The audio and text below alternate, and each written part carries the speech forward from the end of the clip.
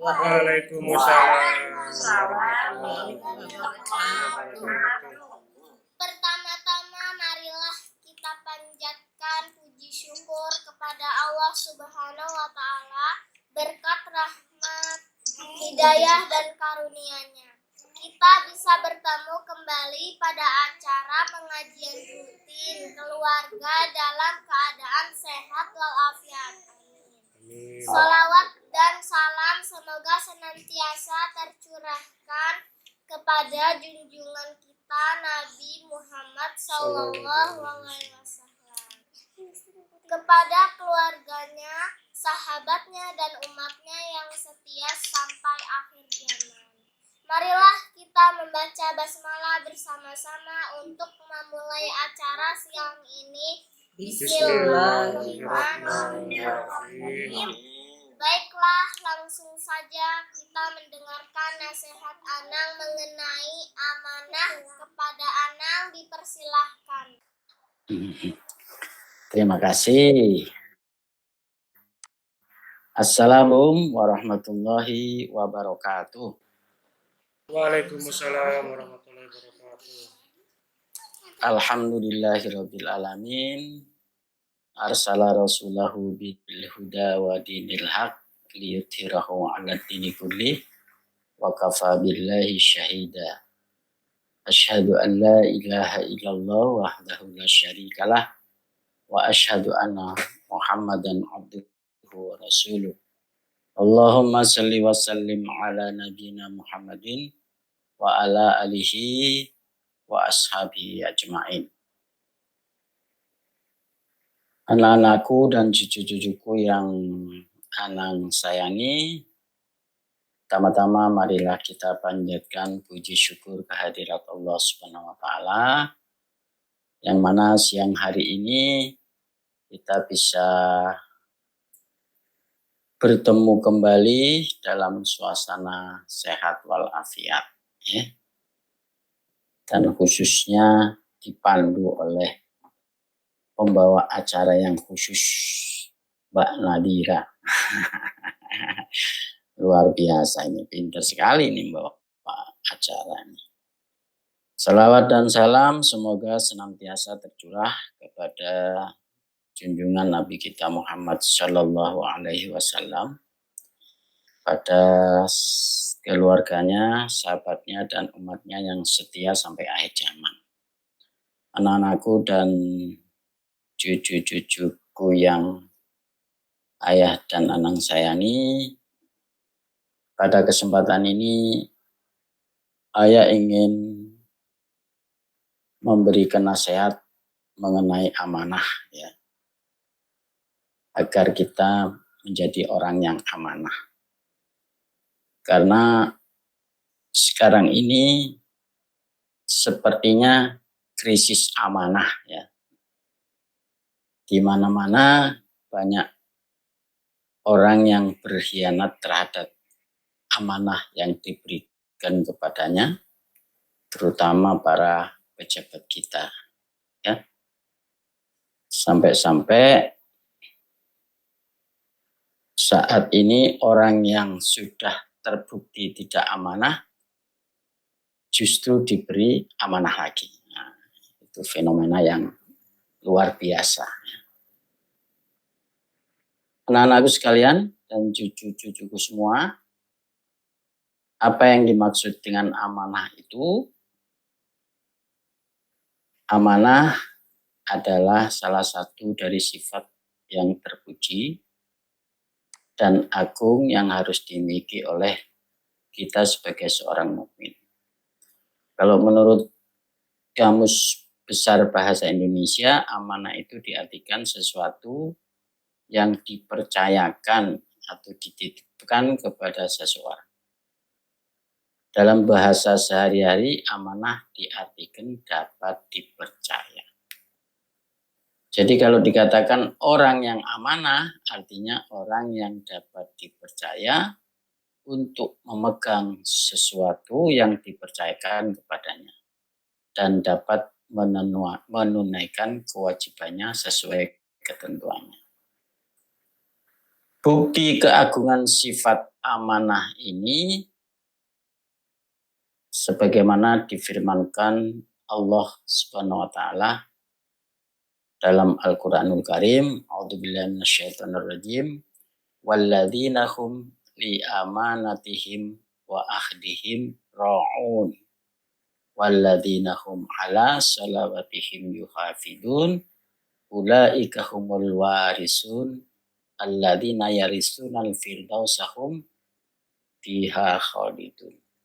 Dan sungguh beruntung orang yang memelihara amanat-amanat dan janjinya, serta orang yang memelihara sholatnya, mereka itulah orang yang akan mewarisi, yakni yang akan mewarisi surga Firdaus, mereka kekal di dalamnya. Jadi dalam ayat ini, orang-orang yang memegang amanat yang diberikan kepadanya itu sungguh beruntung dan dalam keberuntungan yang besar karena dia mendapat jaminan surga nanti, surga Firdaus, mereka kekal di dalamnya. Jadi orang mukmin itu adalah orang yang dapat dipercaya dan jauh dari sifat khianat yang berlawanan dengan amanah. Dan khianat itu merupakan sifat yang sangat tercela.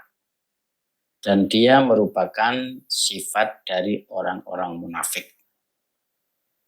Seperti yang kita kenal dalam hadis yang sudah masyhur itu, ayatul munafiqi salasun. Idza haddasa kadzdzaba wa idza wa'ada akhlafa wa idza tumina khana. Ciri-ciri orang munafik ada 3. Ya, apabila ia berbicara, ia berdusta. Apabila berjanji, ia mengingkari. Dan apabila diserai amanah atau dipercaya, ia berkhianat. Ya. Jadi, khianat itu lawan dari amanah, merupakan sifat dari orang-orang munafik. Mudah-mudahan kita tidak termasuk orang-orang munafik. Naudzubillahi min dzalik ya. Untuk itu kita memperkenalkan sifat amanah ini supaya menjadi bagian dari kehidupan kita.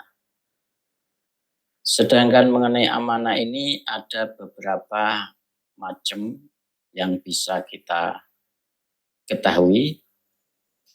Di antaranya adalah amanah pengabdian kepada Allah. Amanah yang terbesar yang diterima oleh manusia dari Allah Subhanahu wa taala. Allah sudah memberikan amanah, menawarkan amanah kepada langit, bumi, dan gunung, dan sebagainya. Tapi mereka tidak bersedia menerima amanah ketaatan pengabdian kepada Allah. Tetapi manusialah yang menerima. Dalam Al-Quran dinukilkan Allah berfirman, Inna aradnal amanata alas samawati wal ardi wal jibali fa'abaina ayyahmilnaha wa ashfaqna minha wa hamalahal insan innahu kana zaluman jahula. Sesungguhnya kami telah menawarkan amanat kepada langit, bumi, dan gunung-gunung, tetapi semuanya enggan untuk memikul amanat itu, dan mereka khawatir tidak akan melaksanakannya karena berat. Lalu dipikulah amanat itu oleh manusia. Sungguh manusia itu sangat zalim dan sangat bodoh. Jadi amanat yang besar yang diberikan dan diterima oleh manusia dari Allah adalah amanat pengabdian kepada Allah Subhanahu wa taala. Di mana amanat pengabdian ini dijelaskan oleh Allah dalam Al-Qur'an juga, wa ma khalaqtul jinna wal insa illa liya'budun. Dan aku tidak menciptakan jin dan manusia melainkan agar mereka beribadah kepadaku. Jadi amanah yang harus kita sadari, yang kita terima dari Allah, dan kita sudah menyatakan diri menerima amanat itu adalah untuk mengabdi hanya kepada Allah. Yaitu dengan menjalankan perintahnya dan menjauhi larangannya. Karena beratnya amanah ini, maka Allah juga memberikan balasan yang besar berupa surga.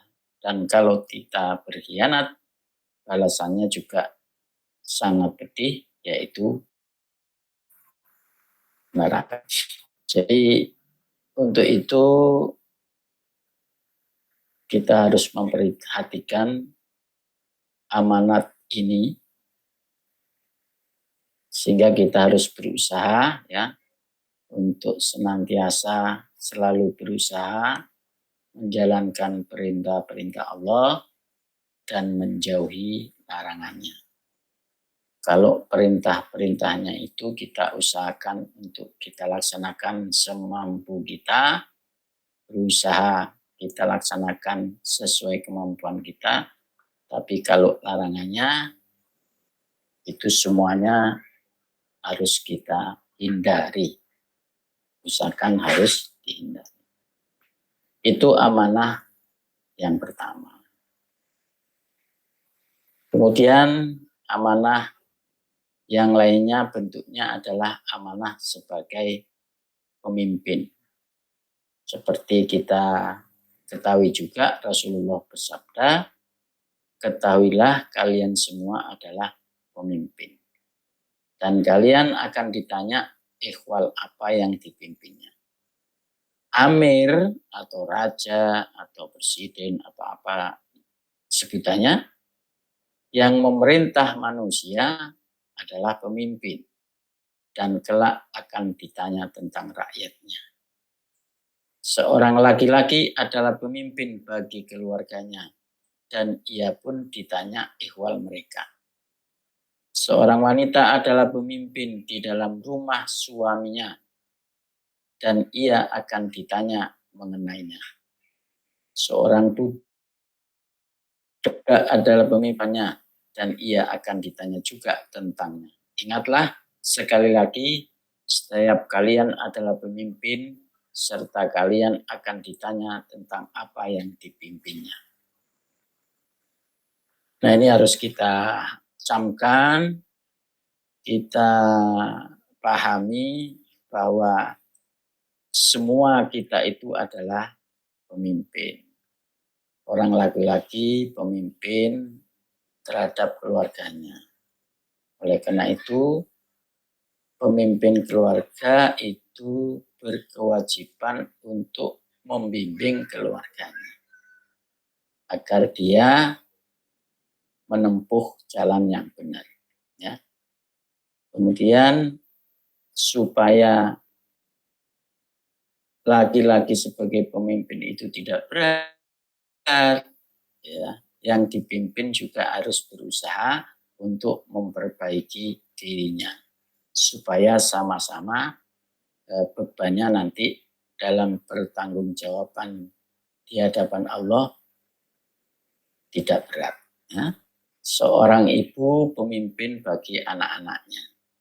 Oleh karena itu anak-anaknya juga harus taat kepada Allah, ya, rajin sholat, senang ngaji, senang pengajian, supaya tidak memberatkan nanti ibunya, mamanya. Kalau ditanya kenapa kok anaknya nggak sholat, itu kan memberatkan orang tua. Ayah ini anak dari orang tua ayah. Nah, kamu anak dari ayah dan mama, dan juga nanti anak-anakmu juga adalah anak-anak dari kamu yang semuanya itu nanti dimintai pertanggungjawaban. Oleh karena itu supaya saling meringankan, maka masing-masing kita itu berusaha untuk memperbaiki diri. Supaya kita menjadi orang-orang yang beriman, supaya orang tua kita masing-masing tidak berat nanti pertanggungjawabannya. Ya, syukur-syukur kalau kita ini sebagai anak sering mendoakan orang tua. Sehingga keadaan orang tua kita nanti kalau sudah meninggal itu mendapat tempat yang baik di sisi Allah Subhanahu wa taala. Itu yang harus kita sadari terhadap hadis yang dikatakan oleh Rasulullah tadi, bahwa ketahuilah kalian semua adalah pemimpin. Wabil khusus lagi kalau umpamanya kita ini diamanahi sebagai pemimpin rakyat, maka amanah itu juga harus dijunjung tinggi. Karena Rasulullah bersabda, jika seorang diamanahi oleh Allah untuk memimpin suatu rakyat, kemudian dia meninggal dalam kondisi menipu rakyatnya, maka Allah mengharamkan surga baginya. Jadi kalau nanti ada yang menjadi pemimpin apapun, ya, maka jangan sekali-kali kita mengkhianati yang dipimpin. Supaya Allah tidak mengharamkan surga buat kita.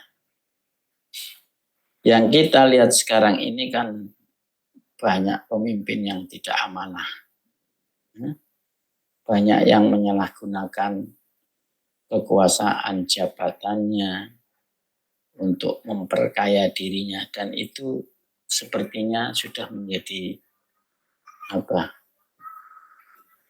sudah menjadi budaya di kalangan masyarakat kita, sehingga kita sempat lihat juga orang yang dihukum karena korupsi, karena apa?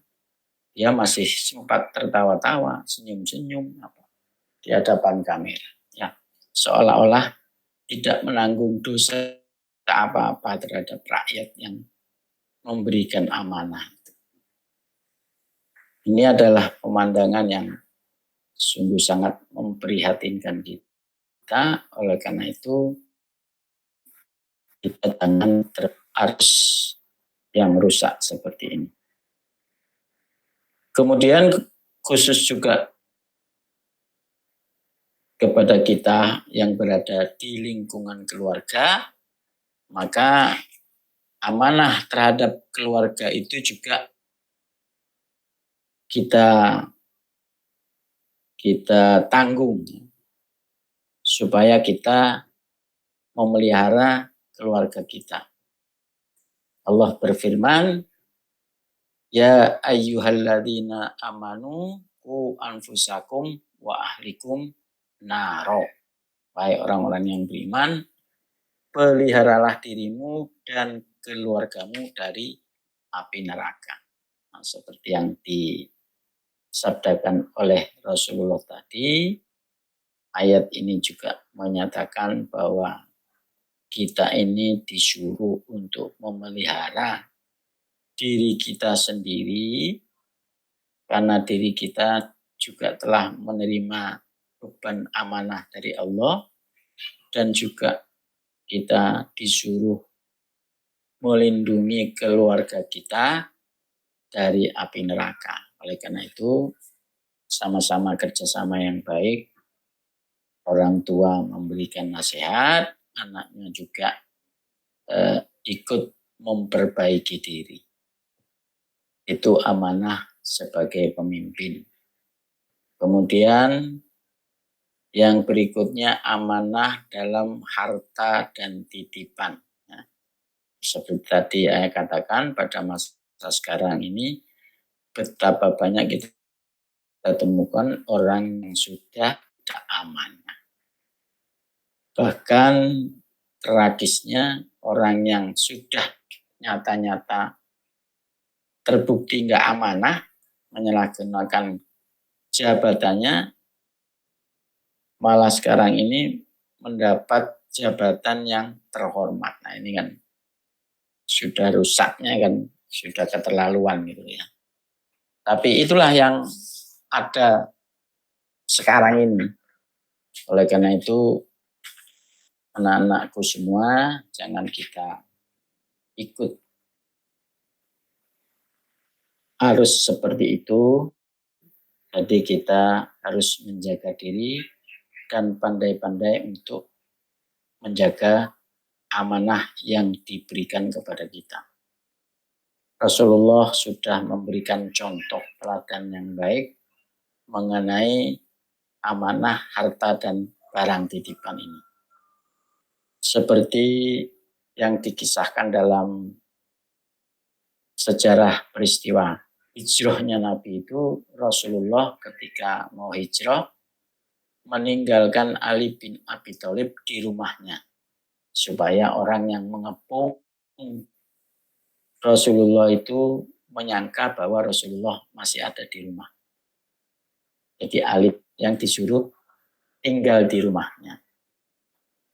Dan Rasulullah berpesan kepada Ali bin Abi Thalib untuk menyerahkan barang-barang titipan orang-orang musyrik, orang-orang kafir yang ada di lingkungan Rasulullah yang titip barangnya kepada beliau untuk diserahkan kepada orangnya. Padahal orang-orang musyrik itulah yang membuat makar kepada Rasulullah untuk membunuhnya. Tetapi entah demikian, Rasulullah masih berusaha dan melaksanakan amanahnya untuk memberikan barang titipannya kepada orang-orang itu. Ya. Padahal orang-orang itu yang akan membunuh Nabi. Orang-orang itu pun sebelumnya yang kan barangnya kepada Nabi karena memang Nabi dikenal orang sebagai orang yang dapat dipercaya. Al-Amin. Nah itu contoh yang diberikan oleh Nabi tentang sifat amanah yang harus kita jaga. Kemudian ada juga amanah dalam jual beli. Nah, kalau amanah dalam jual beli ini pada prinsipnya adalah penjual itu tidak boleh menutupi aib barang yang dijualnya. Jadi kalau menurut Islam itu kalau kita jual barang tidak bagus ya jangan dikatakan barang yang bagus sekali gitu ya. Sehingga seolah-olah tidak ada cacatnya. Cacatnya memang sengaja disembunyikan. Ini dalam Islam nggak boleh. Kemudian pembelinya juga jangan mengurangi hak penjualnya supaya tidak banyak perdebatan saat jual beli. Jadi Islam itu mengajarkan kebaikan terhadap setiap apa yang kita perbuat. Jadi prinsipnya amanah dalam jual beli itu kalau kita jual barang tidak boleh menutupi aib barang kita, dan yang membeli juga jangan suka banyak nyacat barang yang mau dibeli. Biasanya kan orang mau beli itu kan menunjukkan cacatnya, bukan baiknya. Nah, itu amanah dalam jual beli. Kemudian ada lagi amanah dalam menjaga rahasia. Islam menganjurkan setiap muslim agar menjaga rahasia saudaranya sehingga mereka hidup bermasyarakat dengan tenang, damai, dan jauh dari keresahan, kedengkian, maupun dendam. Karena setiap orang pandai menjaga rahasia saudaranya. Bukan sebaliknya, ketika kita tahu rahasia orang malah disebar-sebarkan. Salah satu rahasia yang paling besar yang wajib diketahui dan dijaga oleh kita, terutama suami istri, yaitu Nabi bersabda, sesungguhnya di antara umat manusia yang paling buruk kedudukannya di sisi Allah pada hari kiamat adalah suami yang berhubungan intim dengan istrinya atau sebaliknya kemudian membeberkan rahasia tersebut kepada masyarakat luas. Nah, ini sejelek-jelek suami atau sejelek-jelek istri. Rahasia rumah itu adalah milik kita sendiri, jangan dibuka di tempat umum, dibuka kepada teman-teman kita. Harus kita jaga dengan sebaik-baiknya. Oleh karena itu, anak-anakku dan cucu-cucuku yang ayah dan anak sayangi, mari kita jaga amanah yang diberikan kepada kita, terutama amanah harta yang biasa kita terima. Jadi kalau kita diserahi orang sebagai pemegang uang atau bendahara, nah itu hati-hati dan kita berusaha untuk tidak menggunakan uang itu untuk kepentingan kita, sementara uang itu adalah uang orang banyak. Jangan mentang-mentang tidak ada orang yang tahu, kemudian kita menggunakan seenak kita sendiri. Takutnya ketika kita sudah menggunakan uang itu, kemudian Allah mencabut kita, sedangkan orang lain nggak tahu, maka dosa akan kita pikul. Ya, karena kita menggunakan harta orang lain, sementara keluarga kita nggak tahu, ya saudara kita nggak tahu, sehingga kita menjadi orang yang berhutang kepada orang banyak. Nah, itu harus kita jaga supaya kita pegang betul amanah itu. Kalau memang tidak sanggup, ya lebih baik katakan tidak sanggup. Jadi jauhi sifat khianat, ya. Pegang amanah, jauhi sifat khianat. Jangan menggunting dalam lipatan atau menjegal teman sejalan. Sungguh tiada yang lebih sakit selain dikhianati. Jadi kita harus menjaga amanah, apalagi dengan sesama teman. Allah berfirman, sungguh Allah tidak menyukai orang-orang yang berkhianat. Jadi anak-anakku semua, amanah adalah akhlak yang agung, sedangkan khianat adalah perangai yang keji dan buruk akibatnya. Oleh karena itu, teman yang khianat adalah seburuk-buruk teman. Untuk itu, kita harus senantiasa berdoa kepada Allah. Mudah-mudahan Allah melindungi kita dari rasa lapar, karena ia seburuk-buruk pendamping hidup, dan hamba berlindung juga. Kita juga berlindung kepada Allah dari sifat khianat, karena khianat itu adalah seburuk-buruk perangai. Anak-anakku semua dan cucu-cucu semua, mudah-mudahan kita menjadi orang yang amanah, ya. Sejak kecil itu sudah diajari amanah, tidak boleh mengambil barang temannya walaupun kecil. Harus diajari supaya menjadi kebiasaannya. Ya. Mudah-mudahan kita dimudahkan untuk mendidik anak-anak kita menjadi orang-orang yang amanah. Demikian anak-anakku dan cucu-cucuku, apa yang bisa ayah dan anak sampaikan siang hari ini. Mudah-mudahan ada manfaatnya. Bila ada salah, mohon maaf. Kurang lebihnya mohon maaf. Bila itu hidayah. Assalamualaikum warahmatullahi wabarakatuh. Waalaikumsalam warahmatullahi wabarakatuh. Alhamdulillah, terima kasih Anang. nasihatnya. Mudah-mudahan bermanfaat buat kita semua. Amin. Amin. Mari kita tutup acara siang ini dengan membaca hamdalah. Alhamdulillah. Allah yang dikasih. Sekian dari Amira dan mohon maaf apabila ada salah kata. Assalamualaikum warahmatullahi wabarakatuh. Waalaikumsalam warahmatullahi wabarakatuh.